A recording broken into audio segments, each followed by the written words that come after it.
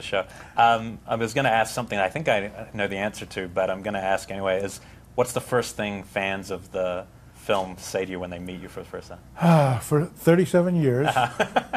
You know, after I saw that movie, I didn't go in the water for 6 months, 3 months. I didn't take a bath. I wouldn't go in the shower. I didn't any variation of hydrophobia. What was the craziest you ever heard? Did you ever hear anything that was very strange? Yeah, there was someone who wouldn't go in the swimming pool, wouldn't go in the bathtub. Oh, wow! You know, I mean, right. And I shudder to imagine if that person had been at home, you know, just washing their hands and face, and somebody had played the music. Did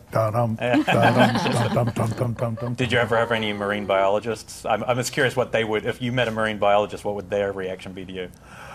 That would be different, right? Well, what I do, and what Peter Benchley was doing in the last 20 years of his life, is kind of apologizing to the shark population of the world because they've been overfished and overkilled, slaughtered, and we really know very little about great whites, and they're not so bad. It's just their job to bite stuff, you know. And they don't like us. I mean, the reason there are survivors of great white shark attacks, surfers, because a wetsuit kind of looks like a seal, which is their favorite food. But then they bite and they taste neoprene, and like any of us, you know, if you're biting into a chocolate bar and you get rubber instead, you go, oh. So if there's similar like taste buds. Yeah, the shark goes, yeah, this is not seal. Right.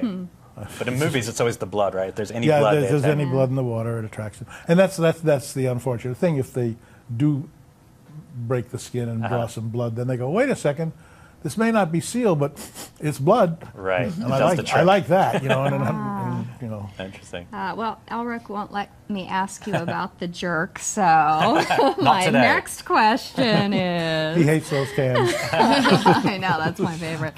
Isn't it everybody's? Now, so how did you become involved in writing Jaws? Was Peter Benchley not meant to do the screenplay? He did a first draft. It was part of his book deal was to write a first draft. It was a way of making more money. Really? And then a writer named Howard Sackler wrote an intervening draft after Benchley, and then I rewrote Sackler's draft. And the way I got the job was I was a friend of Steven Spielberg's. We had the same agent. We used to go out and pitch together. And we'd lose the job frequently because Steven's agent insisted that if we sold anything, Steven would be locked in to direct, and nobody would take that chance. So we pitched a few projects around town. I acted in a few of his television movies, and he asked me to act in Jaws. I had what was once a pretty good part, and then when I rewrote it, I had to write myself out because my character was redundant. Right, you must be like the first writer to ever, or actor turned writer to write themselves out of a movie. It was the most painful thing I've ever done as a writer. It was take this pretty nice part, and if you look at the original release prints, I have equal billing with Murray Hamilton, Lorraine Gary, and Carl Gottlieb. You know, it's on that same title card. But for the good of the movie, I had to, Meadows had to go. That's well, people do know of Steven Spielberg now as the eminent Steven Spielberg. Back then, I mean, what was it like to work with him? Well, then he was the new kid in town. He was, you know, now he'd done smart. Duel before this. He had done right? Duel and Sugarland Express, which I remind people.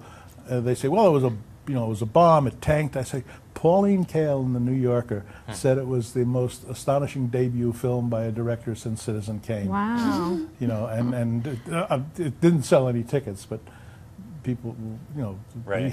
Back then you got a second chance to. Yeah, and he was already preparing Jaws, as Sugarland wrapped, and Jaws was his next project.